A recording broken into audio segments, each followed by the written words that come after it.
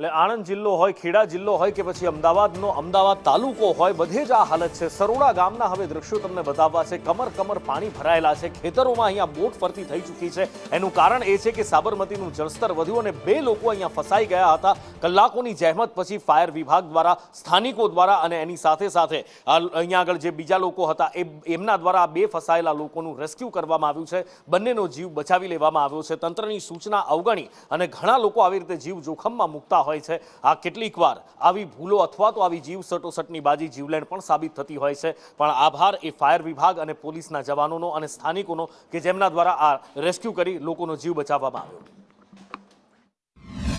હાલમાં Dholka fire બ્રિગેડને call મળતા તાત્કાલિક ઘટના સ્થળ પર પહોંચતા પરિસ્થિતિને ધ્યાને રાખી તરત જ લોકલ માણસનો સંપર્ક કરી ત્યાંથી લગભગ હેમખેમ જેટલા 4 માણસોને બહાર નીકાળેલ છે।